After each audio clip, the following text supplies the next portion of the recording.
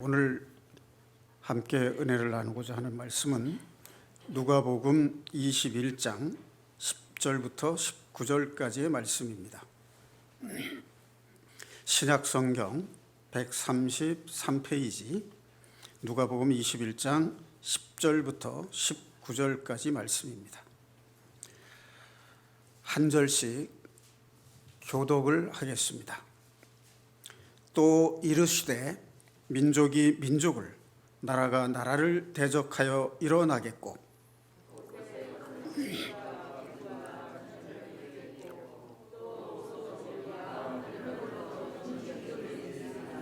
이 모든 일 전에 내 이름으로 말미암아 너희에게 손을 대어 박해하며 회당과 옥에 넘겨주며 임금들과 집권자들 앞에 끌어가려니와 그러므로 너희는 변명할 것을 미리 궁리하지 않도록 명심하라.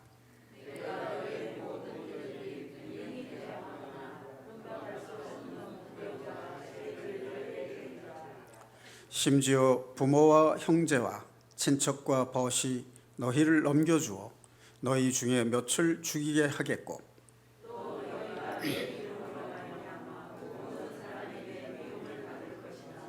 너희 머리털 하나도 상하지 아니하리라. 너희 인내로 너희 영혼을 얻으리라. 아멘.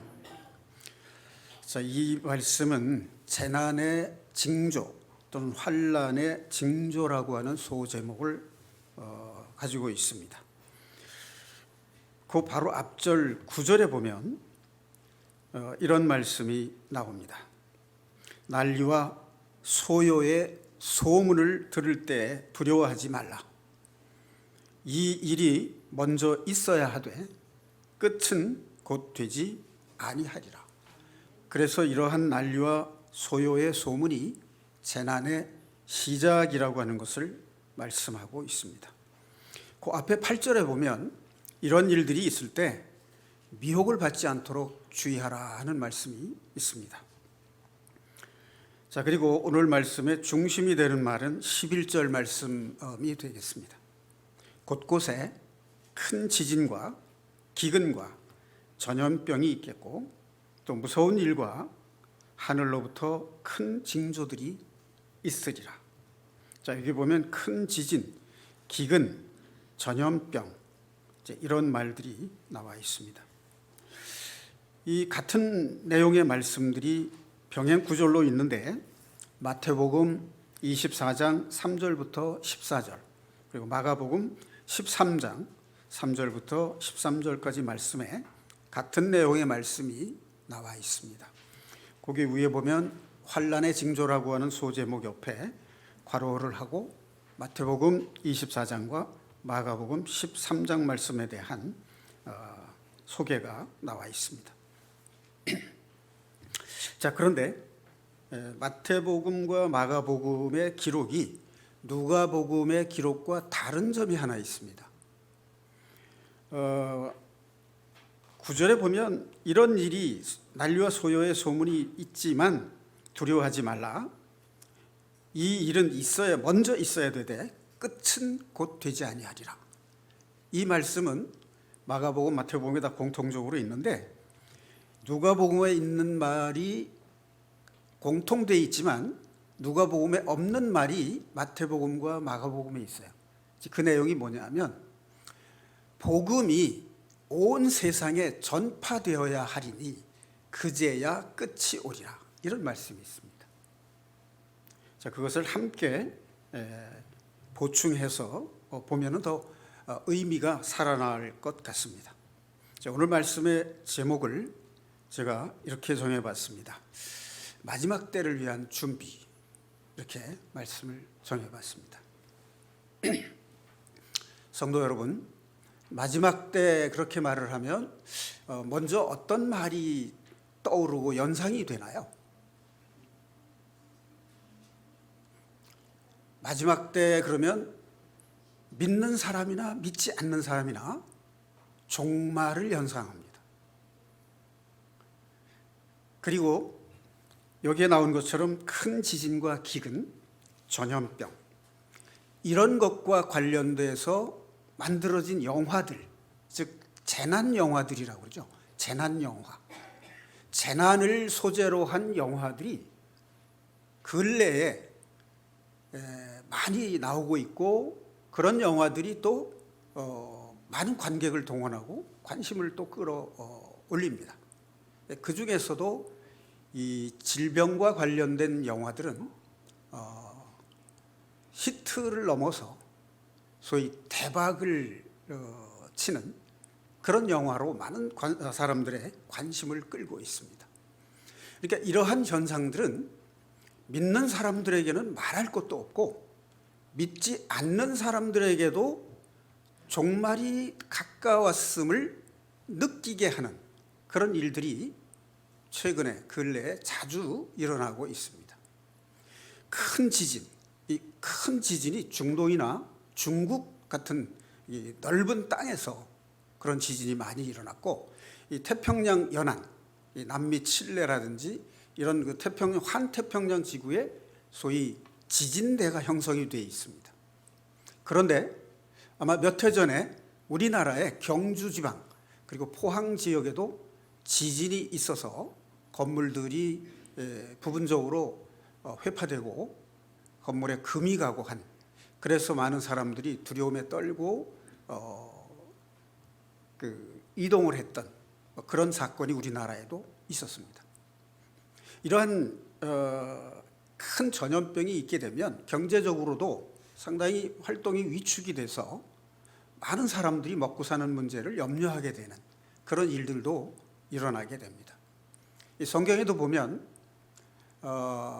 믿음의 조상인 아브라함이 기근을 당해서 식량을 구하러 애굽 땅으로 이제 가는 그런 이야기가 나오고, 룻기에도 그런 이야기가 나오고, 또 요셉이 애굽의 총리가 되었을 때 그 아버지인 야곱과 그 자손 70여 명이 식량을 구하러 애굽에 가서 총리로 있는 애굽 땅, 아들 요셉이 총리로 있는 애굽 땅, 그 중에서도 목축하기 아주 좋은 땅인 고센 땅에 정착을 하게 되는 그런 이야기가 기록이 되어 있습니다.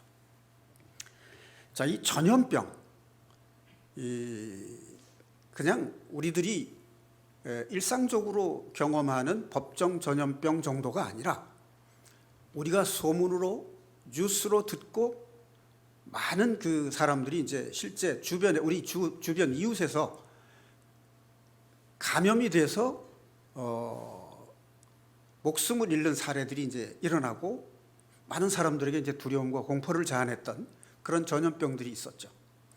그러니까 우리가 지금도 그 이름이 이제 기억할 정도인데, 사스라든지 메르스라든지 요즘에 이제 우한 폐렴, 또 신종 코로나 바이러스라고 해서 새로운 전염병이 엄습해오는, 지금 전 세계적으로 이 코로나 바이러스가 전파가 짧은 시간에 급속도로 전파되기 때문에 더욱 많은 공포감을 불러일으키고 있습니다.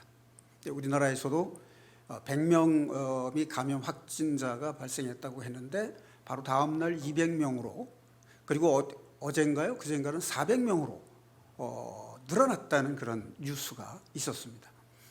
이게 이제 기하급수적으로 확산이 된다는 것이 사람들에게 엄청난 두려움과 공포를 불러일으키고 있는 것이죠.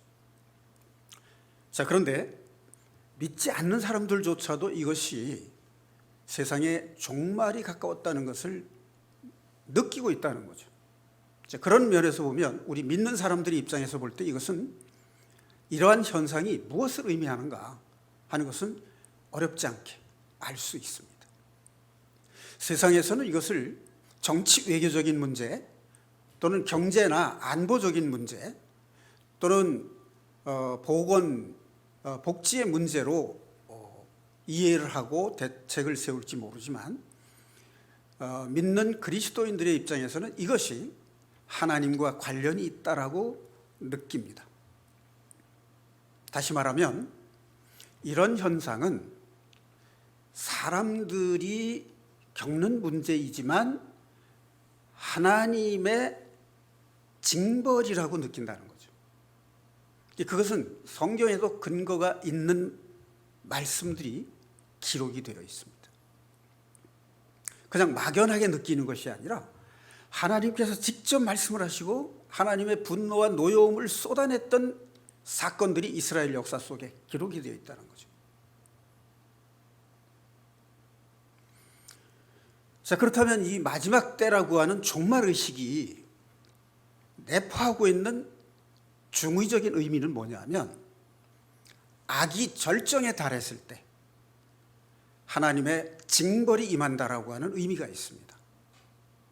그 다음에 두 번째 의미는 믿고 구원받은 사람들, 미혹되지 않고 끝까지 믿음 안에 있는, 믿음을 지키는 사람들에게는 하나님이 구원하시고 그의 나라의 백성으로 삼아준다라고 하는 축복의 말씀이 그 속에 내포되어 있다는 것입니다. 그러니까 구원받은 그리스도인들에게서는 이것이 단지 죽음에 대한 공포가 아니라 하나님 나라가 가까이 왔다는 의미로 받아들여져야 된다는 것이죠. 그리고 이제 머지않아 이러한 많은 정치적인 문제와 사회적인 문제, 질병과 고통과 죽음과 먹고 사는 문제, 모든 문제들이 다 해결되고 하나님께서 주님께서 재림하셔서 직접 통치하는 세상, 천년왕국이 가까웠다는 것을 의미한다는 하나님의 은혜와 그 은혜에 대한 감사와 기쁨의 마음으로 신앙생활을 해야 된다는 것이죠. 자, 그럼 우리가 이 마지막 때를 위해서 어떻게 준비를 해야 된다는 얘기가 하는 거죠. 결론적으로 얘기해서 믿는 사람들에게는 이것이 고난이고 환난이지만 곧 하나님께서 직접 통치하는 천년왕국에 들어가는 축복의 시작이라고 하는 것을 우리의 소망으로 가지고 우리의 믿음을 지키고 미혹되지 않고 세상을 이기는 믿음을 가져야 된다는 것을 의미하는 것입니다. 믿음이라고 하는 말은 무엇일까요? 하나님의 말씀이 내 안에서 역사한다는 뜻이에요. 하나님의 말씀이 내 마음 안에서 역사한다는 것은 내가 그리스도 안에 있다는 것이고, 내가 그리스도 안에 있다는 것은 하나님과의 관계가 회복됐다는 것을 의미하는 것입니다. 이제 아담에게서 물려받은 죄성에서 멸망받을 죄인에서 예수 그리스도의 대속과 구속의 은혜로 하나님과의 관계가 회복됨으로 해서 하나님 나라의 백성이 됐다는 것을 의미하는 겁니다. 그러니까 우리가 준비해야 된다는 것은 뭐냐면, 회개를 통해서 구원받아야 된다는 것이고, 죄사함을 통해서 회개를 하고, 회개를 통해서 죄사함을 받고 구원에 이르러야 된다는 것을 말하는 것이고, 구원받은 사람은 그 마음속에 하나님의 말씀이 역사하는 삶을 살아야 된다는 것을 의미합니다. 그러므로서 우리가 그리스도 안에 있는 삶, 포도나무이신 주님의 붙어있는 가지가 되어야만 그 열매를 맺을 수 있는 그 삶 속에 우리가 함께 있어야 된다라고 하는 것을 의미하는 것입니다. 그것이 우리의 준비 자세입니다. 우리가 어떤 봉사나 섬김이나 일을 함으로써 그 평강의 복에 들어간다라고 하는 것이 아니라,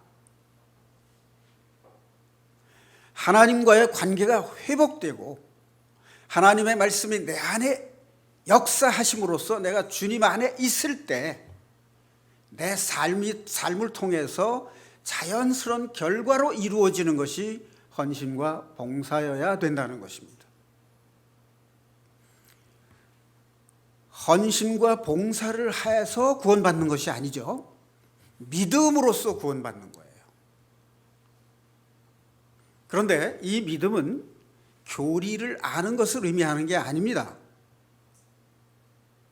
예수님을 인격적으로 만나는 것을 의미하는 거예요. 이 인격적으로 만난다는 말이 경험을 하지 못한 사람에게 있어서는 그냥 하나의 이론으로 들리고 막연한 의미로 들리기 쉽습니다. 인격적으로 만난다는 것은 무엇일까 하는 거죠. 우리가 어떤 사람의 말이 신의가 있고 믿을 만한 사람이 말은 우리가 전적으로 인정하고 받아들이고 신뢰하고 따른다는 것을 의미하는 겁니다. 그러니까 우리가 예수 그리스도를 믿는다면 그분의 말씀에 순종하는 삶이 나타나야 된다는 것을 의미하는 거예요. 그분의 말씀이 내 마음을 변화시키는 삶이 나타나야 된다는 것을 의미하는 겁니다. 그것이 믿음이에요. 그런 믿음의 단계에 있을 때 우리가 준비된 삶을 사는 것이죠.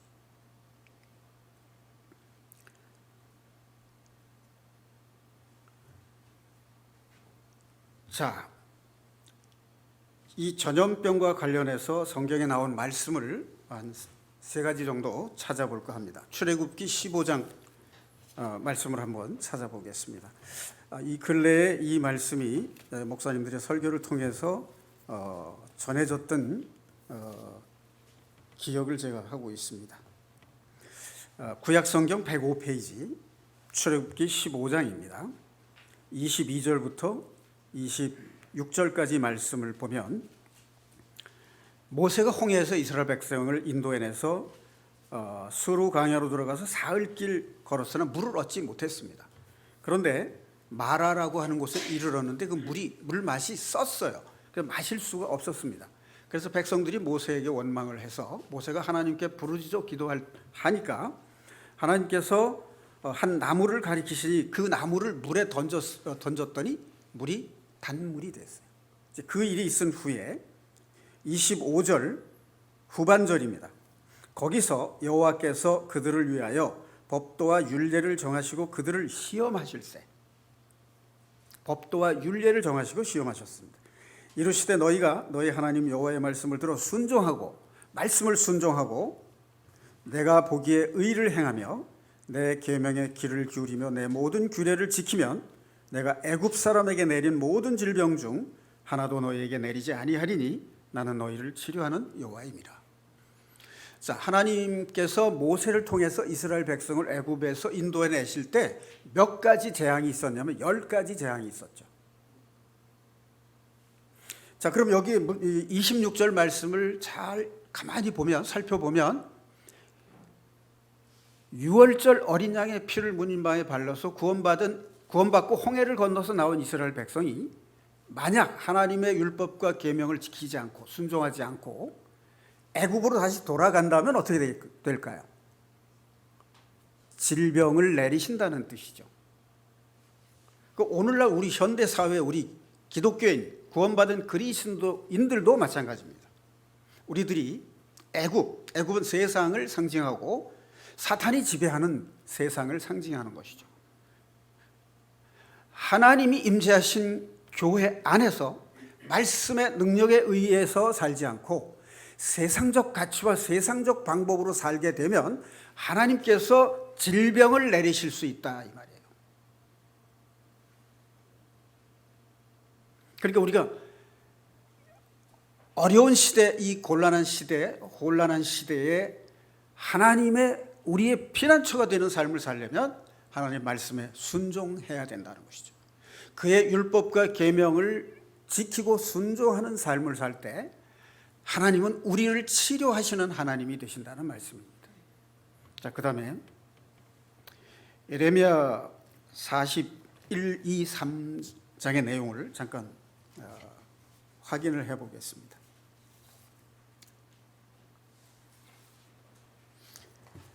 그 예레미야 41장을 보기 전에 사사기 얘기를 잠깐 하겠습니다.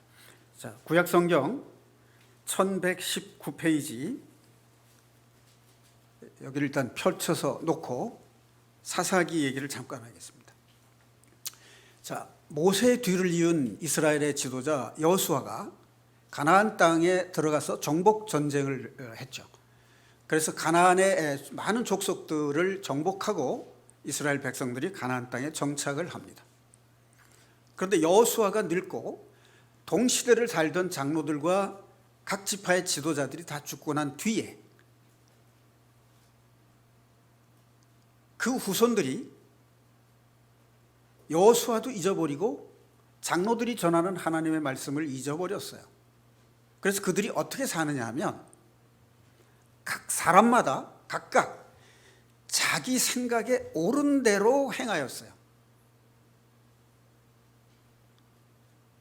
각 사람이 자기 생각에 옳은 대로 행동을 했다. 이 말이 무엇을 의미하죠? 자기 생각에 옳은 대로 행했다는 말은 그 마음속에 하나님의 말씀이 없다, 그런 뜻이 되죠. 하나님의 은혜를 잊어버린 겁니다. 자, 그런데 그때마다 하나님은 이웃 나라들을 일으켜서 그 백성을 침략하고 노략질하게 하셨어요. 그래서 그들이 노예 생활을 하게 되고 백성들이 부르짖으면 하나님께서 하나님의 말씀에 순종하고 하나님 뜻에 기뻐하시는 자를 선택해서 사사를 삼으시고 그 백성을 구원하셨어요. 이렇게 구원을 받고 또 십몇 년 이렇게 살다 보면 나태해지고 안일해져 가지고 하나님의 은혜를 망각합니다. 그래서 또다시 은혜를 잊어버리고 사람의 생각대로 살면 다시 이 민족을 통해서 그들을 징벌하셨어요. 이스라엘 역사를 보면 백성들이 하나님을 떠나서 우상을 숭배하고 이방 문화에 물들게 되면 주변 족속들을 통해서 징벌을 하셨어요. 그럼으로써 이스라엘 백성들이 다시 하나님께 돌아오게 되고 여호와 하나님이 주권적인 섭리를 믿게 되고 이 일을 목도한 이방 민족들도 하나님이 살아계신다는 것을 하나님께서 직접 증거를 하신 것이 이스라엘의 역사입니다. 이스라엘의 성공적인 역사를 통해서도 하나님이 증거됐지만 실패의 역사를 통해서도 여호와 하나님이 살아계시고 주권적으로 모든 백성들의 역사를 주관하신다는 것을 직접 증거하셨다는 것이, 그것이 사사기의 기록을 통해서 우리가 알 수 있는 내용입니다. 자, 에레미야 41장, 42장, 43장 여기 말씀에 보면 무슨 내용이 들어있느냐 하면 바빌론의 느부갓네살 왕이 시드기야 왕, 마지막 왕을 에워싸고 세 차례에 걸쳐서 유다 땅을 함락시킵니다. 그래서 왕족을 비롯해서 많은 귀족들을 포로로 붙잡아가요. 그런데 별로 신분이 높지 않은 남은 백성들, 그 사람들을 다스리기 위해서 그다랴라고 하는 총독을 세웁니다.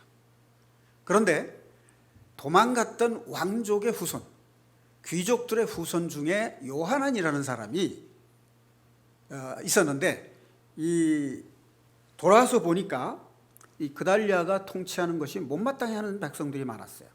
그 중에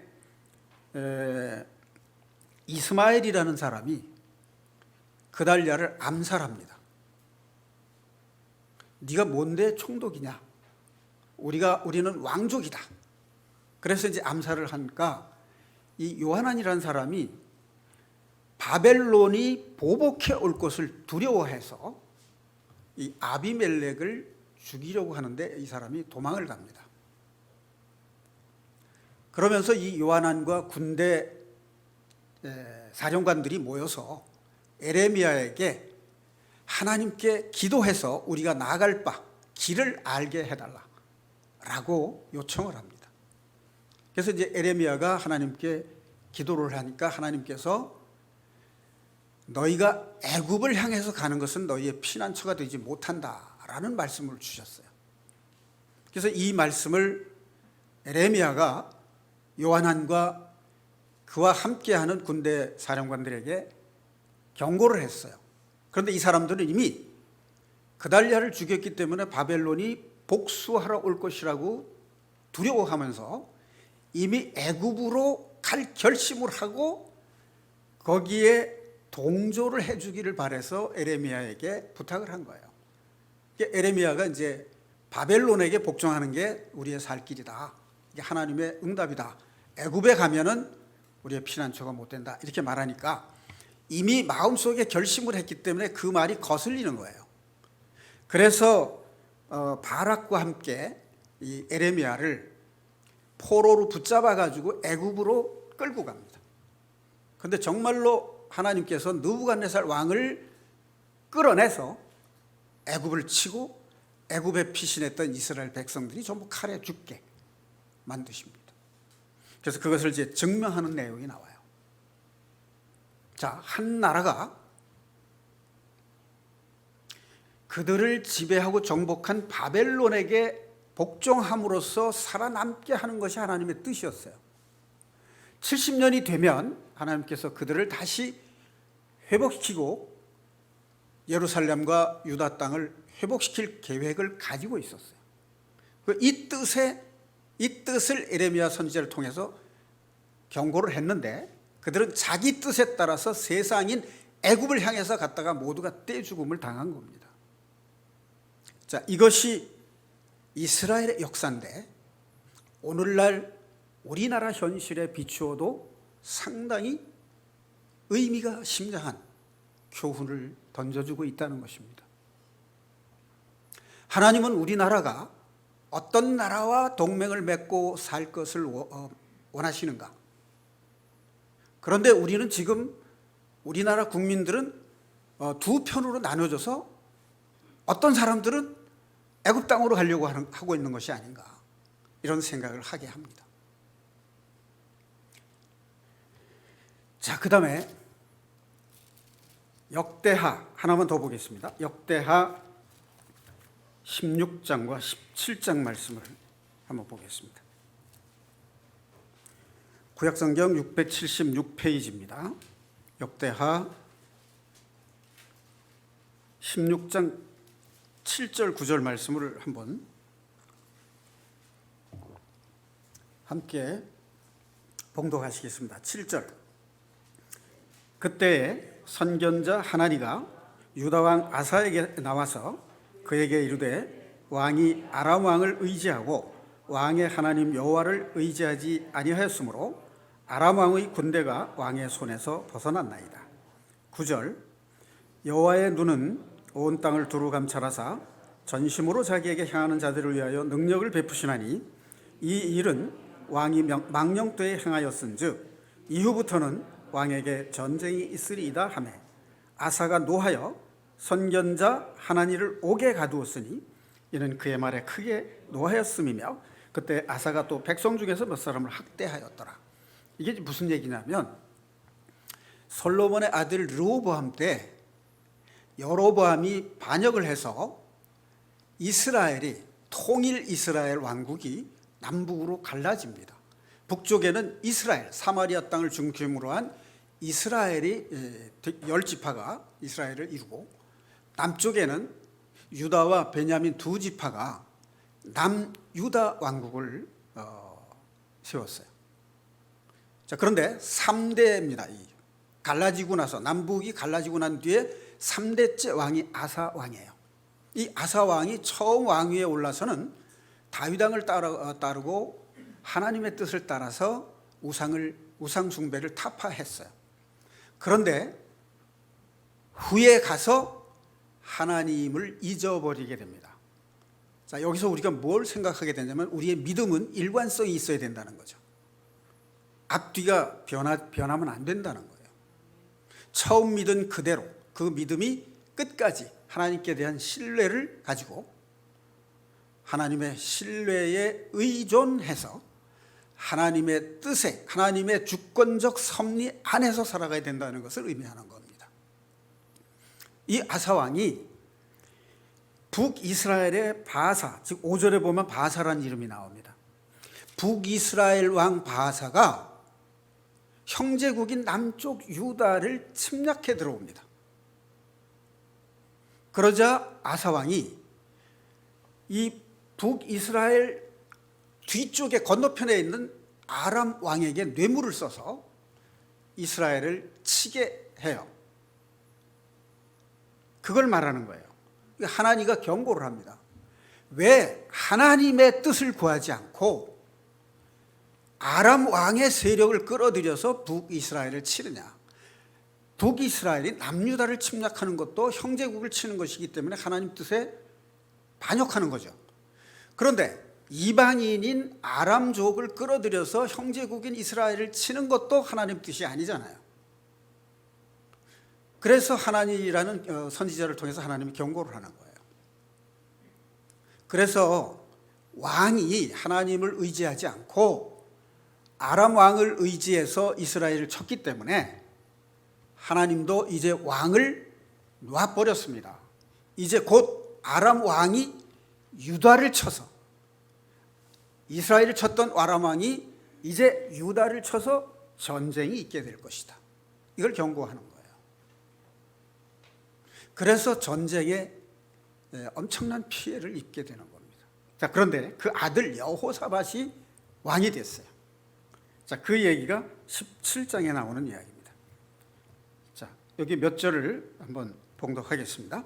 아사의 아들 여호사밧이 대신하여 왕이 되어 스스로 강하게 하여 이스라엘을 방어하되 유다 모든 견고한 성읍의 군대를 주둔시키고 또 유다 땅과 그의 아버지 아사가 정복한 에브라임 성읍들의 영문을 두었더라. 군대를 주둔시켰어요.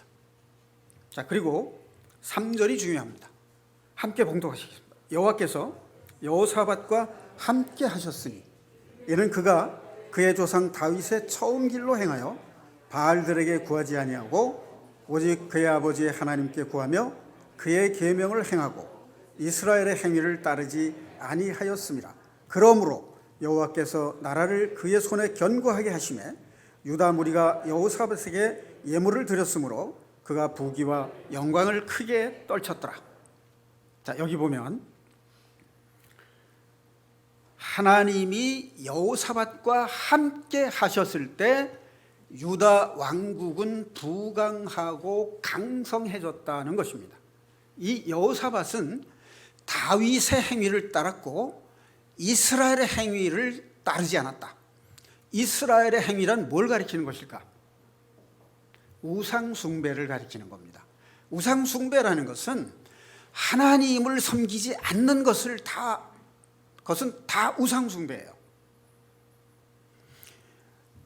새긴 형상이나 조각상을 올려놓고 숭배하는 것만이 우상 숭배가 아니고 하나님을 잊어버리고 하나님보다 세상 것을 더 중요시해서 섬기면 그 모든 것은 유형이든 무형이든 전부 우상 숭배예요. 자, 그렇다면 우리의 마음속에 우상을 숭배하는 마음이 있을까요? 없을까요? 골로새서 3장 5절에 보면 탐심은 우상 숭배니라 하는 말씀이 있습니다. 하나님보다 더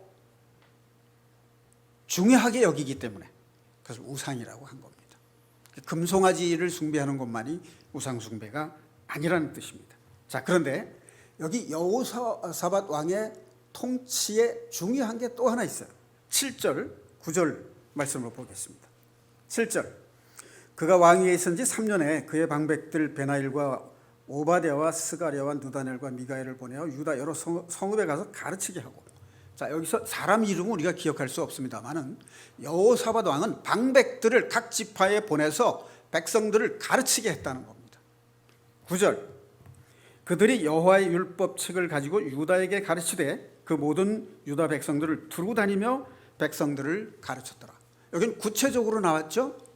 그러니까 방백들을 통해서는 삶의 규칙, 생활 규칙, 즉 생활 율법을 지키게 했다는 얘기입니다. 자, 그런데 9절에 보면 율법책을 백성들에게, 온 나라 백성들에게 레위인들을 보내서 가르쳤다 하는 이것이 중요한 겁니다. 자, 왕이 직접 국민 교육에 발벗고 나섰다는 뜻이에요. 무엇으로 가르쳤다고요? 하나님의 법을 가르쳤다 그 말이에요. 자, 그러면 우리나라가 부강하고 강성해서 외국인이 쳐들어올 수 없는 부유하고 강한 나라가 되려면 어떻게 해야 될까요? 하나님이 우리 민족과 함께 하셔야 돼요. 그렇죠? 그 하나님이 우리 민족과 함께 하시려면 우리가 어떻게 해야 될까요? 우리가 하나님을 잊어버리고 세상적 가치를 중시했던 그 마음에서 돌이켜 회개하고 하나님의 말씀에 순종하는 믿음을 회복해야 된다는 거예요. 이 말은 기독교 입국론에 의해서 세워진 이 대한민국의 아시아에서 가장 기독교가 성공한 나라,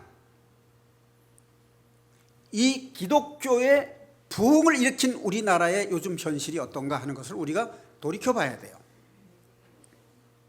분명히 외형적으로는 아시아 최고의 기독교 부흥국입니다. 그러나 내용적으로 볼 때 우리의 마음속에, 기독교인들의 마음속에 사사시대의 이스라엘 백성과 같이 각자의 생각에 옳은 대로 행동하고 있는 것이 요즘 우리나라의 현실이 아니겠습니까? 이제 우리는 각자 자기 생각에 옳은 대로 행동하면 하나님의 징벌을 받을 수밖에 없습니다. 이제 돌이켜서 하나님의 말씀을 성찰하고 묵상해서 하나님의 말씀이 우리 마음을 지배하고 통치하고 우리 안에 역사하시게 해야 돼요. 우리의 삶을 통해서 하나님의 능력과 하나님의 뜻이 나타나는 대한민국 기독교를 회복해야 된다는 얘기입니다. 이것이 우리의 기도의 제목이 되어야 되고 우리의 중보 기도가 되어야 됩니다. 사랑하는 성도 여러분, 가장 못난 정치가 뭔지 아십니까? 가장 못난 정치는 백성과 싸우는 겁니다. 왕이 백성과 다투는 거예요. 하나님의 진노의 대상이 될 수밖에 없는 것은 백성이 둘로 갈라지는 겁니다. 성령이 하나 되게 하신 하나님의 그 말씀 안에 서서 이 나라, 이 백성, 우리나라 백성들이 한 마음으로 화해를 이루지 않으면 안 됩니다. 이 일은 누가 해야 될까요? 믿지 않는 사람들이 해야 될까요? 믿고 구원받은 우리들이 해야 됩니다. 무엇으로 해야 됩니까? 우리의 삶을 통해서, 하나님의 말씀이 우리 삶을 통해 나타나야 되고, 그러기 위해서 우리의 삶이 기도하는 삶이 되어야 되고, 그 기도하는 삶이 우리 삶의 기적을 이루어 가시게 해야 된다, 그 말씀입니다. 자, 그 다음에 여호사밧 왕이 방백들과 레위인들을 보내서 모든 백성들을 가르쳤다는 그 말, 오늘날 우리나라에도 그대로 적용됩니다. 이 산업국가 시대, 선진국의 모든 나라도 마찬가지입니다. 고등교육에 실패하고 있습니다. 다시 말해서 모든 산업국가들이 고등학교, 대학생들을 가르치는데 어떻게 교육을 하고 있느냐? 취업 교육을 하고 있습니다. 저도 공부할 때 고3과 대학교 1, 2학년 때는 역사적인 인물들을 생각하면서 사명감과 이런 것을 가지고 공부했는데 3학년, 4학년 되니까 취업을 위해서 공부를 하게 되더라고요. 자, 그 다음에 우리나라 대학 교육을 보면 뭐 중고등학교도 마찬가지입니다만 외국어 교육이 비중이 상당히 큽니다. 저는 국어는 잘했는데 영어는 잘 못했어요. 영어를 잘 못한 이유 중에 하나가 저의 주체사상 때문에 그래요. 저는 대한민국에 대한 자부심이 있기 때문에 외국에 나가서 내가 미국에 가면 영어를 할 것이 아니라 내가 한국어를 할 때 미국인이 내 한국어를 통역하게 하는 그런 인물이 되고 싶었어요. 어때요? 네, 민족적 자부심이 있죠? 네, 이런 사람이 외교관이 되어야 됩니다. 영어 잘하는 사람이 외교관이 되어야 되는 게 아니라 대한민국에 대한 자부심을 가지고 있는 애국자, 그 사람이 외교관이 되어야 되는 거예요. 그렇죠? 네. 자, 여러분의 미소와 동의가 저에게 큰 힘이 됩니다. 지금 제 몸에 에너지가 솟는 것 같습니다. 자, 그 다음에 그러니까 지금 우리나라 교육이 취업교육, 언어교육, 그 다음에 기술교육, 거기에 치중되어 있어요. 근데 우리나라 옛날, 제가 어렸을 때 학교 들어가기 전에, 초등학교 들어가기 전에 서당에 가서 천자문과 소학을 배웠던 적이 있어요. 그때는 가르치는 방법이 아주 단순 소박했어요. 그냥 이제 옆으로 이렇게 흔들면서 외우고 또 앞뒤로 흔들면서 외우고, 그 외우는 게 공부의 전부였어요. 근데 그때는 그걸 몰랐는데 청년이 되고 나니까, 제가 대학에 가서 국문학을 공부했는데 국문과에서 사서삼경을 가르치는 거예요. 초등학교 들어가기 전에 배운 천자문과 소학이 그게 살아나더라고요. 외웠기 때문에. 그래서 대학 공부하는데 굉장히 도움을 많이 받았어요. 그래서 어린 시절에 외운 것이 그 사람의 일생을 좌우하는구나 하는 것을 알았어요. 그래서 우리 교회에서도 교회학교 어린이들을 가르치는 것이 장성해서 하나님 기뻐하시는 그리스도인이 될 가능성이 아주 높습니다. 자, 이제 우리는 우리나라 청년들에게 어떤 교육을 하면 좋을까요?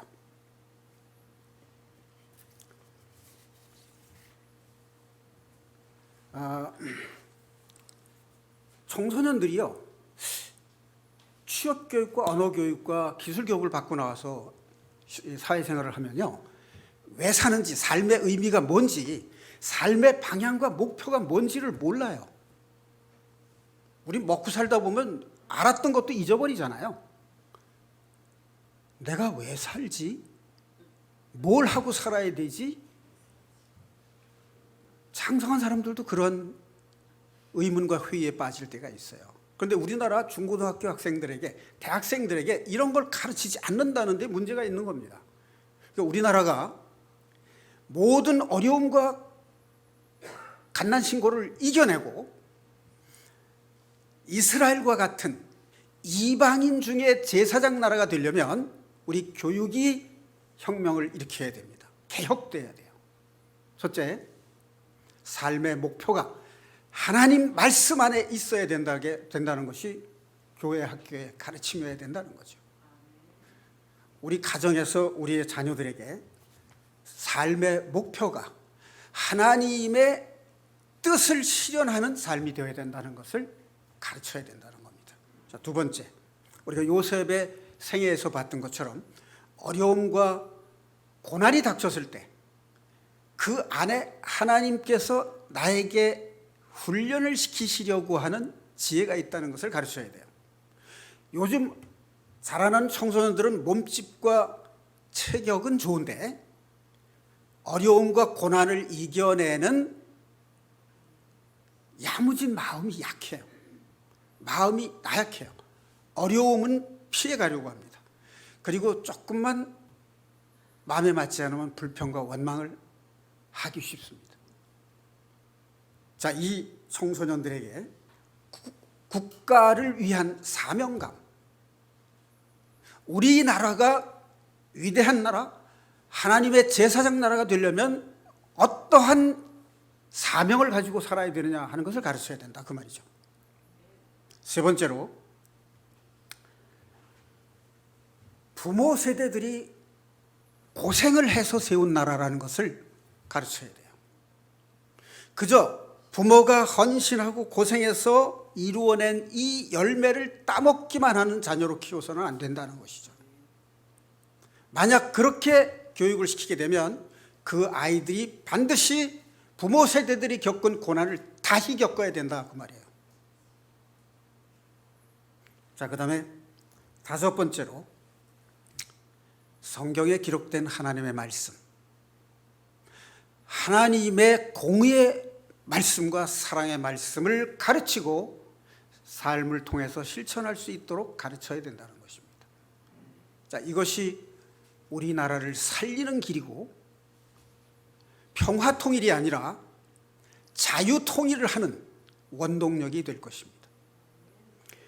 미국의 미래사회과학자 조지 프리드만이라는 사람이 사회적 현상을 통해서 미래를 예측하는 그런 논문과 책을 써서 그것이 적중되고 미국의 정치 경제, 전 세계적인 정치 경제에 영향력을 끼치고 있는 분입니다. 이 조지 프리드만이라는 교수가 미래에 세계를 이끌어 나갈 4개의 나라에 대한 얘기를 했어요. 그 사람이 예언한 역사적 예언이 현실적으로 이제 실현이 됐다는 점에서 이 사람의 예언이 더욱더 신뢰성을 갖게 됩니다.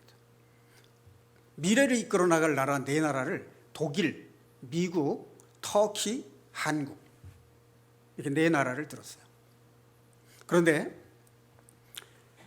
여기에는 전제가 하나 있습니다. 그것이 뭐냐면 중국이 경제적으로 어려움을 겪어서 쇠퇴하고 북한에 대한 영향력이 약화되는 것이 전제되고 있고, 북한은 내부적으로 붕괴하게 되는 그러한 상황이 예측이 됩니다. 그것이 이루어진다면 한국은 세계를 이끌어 나갈 4개의 나라 중에 하나가 될 것이다. 이렇게 예언을 한 겁니다.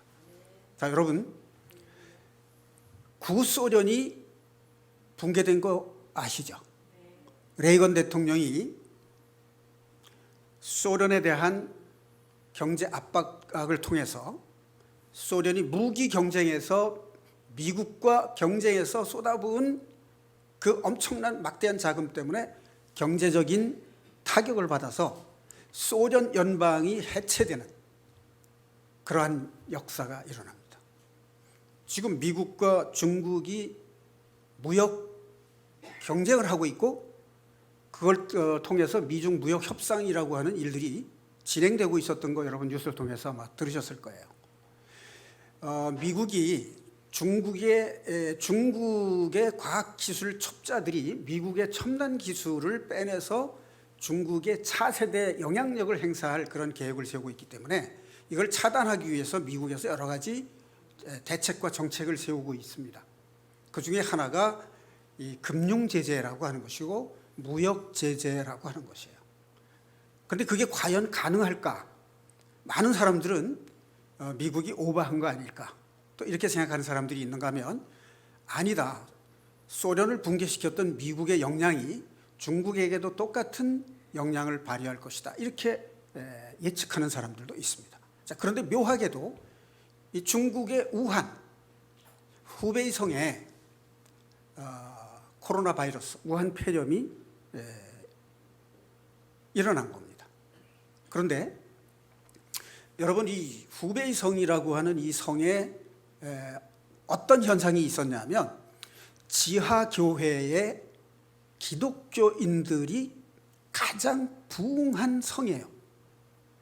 후베이성, 우한이. 그래서 중국 공산당 중앙정부에서 이 우한 지역의 기독교를 억압하기 위해서 시범 지역으로 삼아서 교회 48개를 헐어버렸습니다. 그리고 기독교 지도자들을 체포를 했어요. 그런 와중에 이 코로나 바이러스가 확산이 되게 된 겁니다. 그래서 중국의 기독교인들은 이것이 하나님의 징벌이라고 생각을 한다는 거예요. 자, 그런데 이것이 중국 경제에 미치는 영향이 엄청나다 하는 것을 우리는 잘 상상을 하지 못하는데, 경제학자들은 이것이 중국 붕괴의 위기의 신호다 이렇게 얘기를 하고 있습니다. 자, 이러한 전제가 우리 나라의 주변 상황에서 이루어지고 있을 때 조지 프리드만이 말하는 우리나라가 세계 미래를 이끌어갈 세계 4개의 나라 중에 하나가 될 것이라는 그 얘기의 근거를 이렇게 제시하고 있습니다. 첫 번째, 한국인의 국민성이 근면성실하고 어떤 일을 한번 시작하면 죽기 아니면 까무러치기다라고 하는 열정을 가지고 있다는 거예요. 그 얘기하니까 생각나는 사람들이 있죠. 자, 우리 교회 많은 분들이 참여하고 있는 그 사업에도 굉장한 열정들을 가진 사람들이 많이 있습니다. 놀랄 정도입니다. 그리고 이 일을 통해서 하나님의 복음이 전파되고 그 일을 하는 사람들 중에 하나님이 기뻐하시는 하나님의 말씀에 순종하고 하나님이 쓰시는 사람들이 생겨나고 있다는 것. 자, 두 번째, 한국 사람들이 세계 여러 나라 중에서도 뛰어나게 특이한 현상이 하나 있는데 그게 교육열이에요. 한국인 부모들은 자기가 밥을 굶더라도 자녀 교육은 꼭 대학까지 시켜야 되는 거예요. 이 교육열이 엄청나기 때문에 이러한 것이 한국을 미래 세대의 세계를 이끌 4대국 중에 하나라고 가능하다고 보는 겁니다. 그 다음에 옛날에 제가 어렸을 때 청소년 시절에는 우리나라에 대한 자부심보다는 열등감이 있었는데 지금 우리나라의 기술이 세계 제1의 기술들을 가진 일들이 여러 개가 있어요.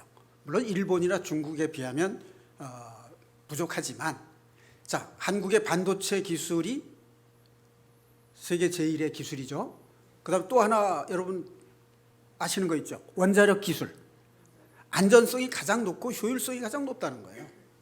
그 다음에 조선 기술, 그 다음에 자동차, 그 다음에 철강 산업. 이 세계적인 5개 기술을 그냥 거저 빼가기 위해서 중국이 무진 애를 쓰고 있다는 거. 그러니까 우리는 이것에 대해서 대비를 하고 보완을 철저히 잘 해야 된다는 것을 또 아울러서 생각할 수 있습니다. 자, 그 다음에 유태인들이 전 세계적으로 여러 나라에 흩어져 살게 되는데 그것은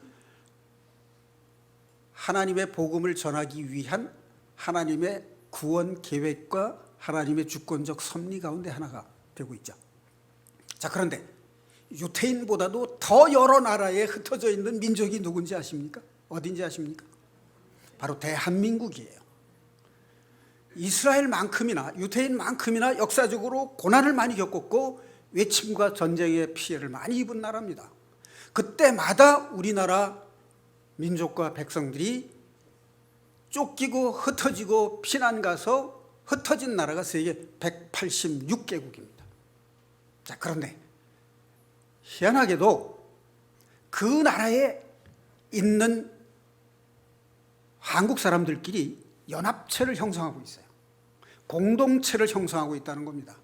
그런데 요즘에 그것이 국경을 넘어서 전 세계에 흩어져 있는 대한민국 공동체끼리 연합된 네트워크가 형성되어 가고 있습니다. 할렐루야.